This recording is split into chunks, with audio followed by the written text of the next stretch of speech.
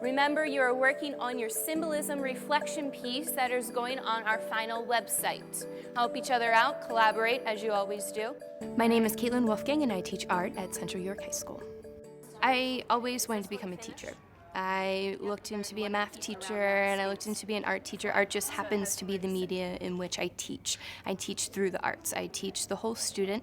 I want the students to be aware of everything around them. Ms. Wolfgang is a really great art teacher because she incorporates more than just art into the class. We use social studies, history, English, writing, reading, and we also use a lot of technology where we're putting all of our projects and our reflections onto a website that can be viewed by anyone that wants to look at it. The school identifies and defines integrated studies really as curricular connections that can be made between the subjects and the different departments within our high school here.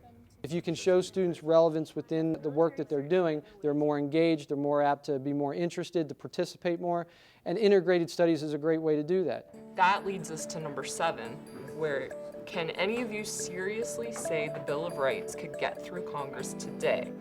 My name is Dayna Laur and I teach social studies at Central York High School.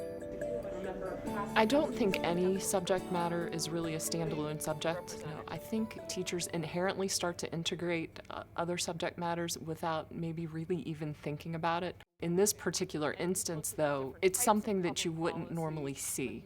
An AP class, let alone a politics class, partnering with an art class.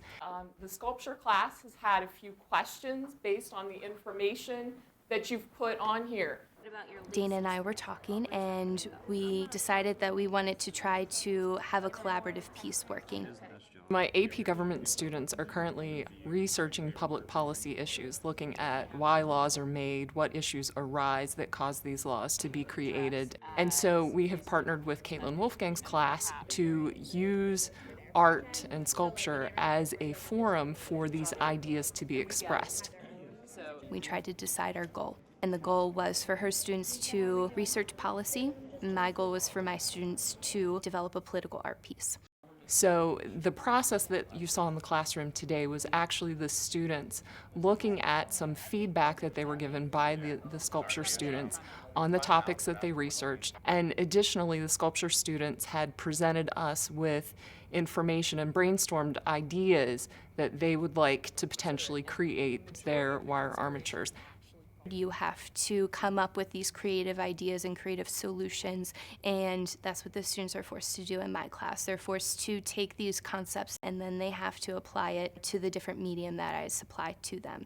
It really is opening the eyes, I believe, of my AP students, many of which have never taken an art class, and really exposing them to a different medium, as well as one that can connect with many more people in the outside world. As far as working with other students and collaborating outside of the classroom, it really allows you to pull in more ideas than just the people that are in your classroom and learning about the topic. So we're learning more about art and they're learning more about the different ideas that are going on in AP government. When my students leave my classroom, I want them to leave prepared to embark on the outside world. I want them to have experiences that are going to help them elsewhere. If we operate in our classroom alone and we don't expose ourselves to ideas of others or open ourselves to potential collaboration opportunities, then we're not truly going to serve our students in that 21st century capacity.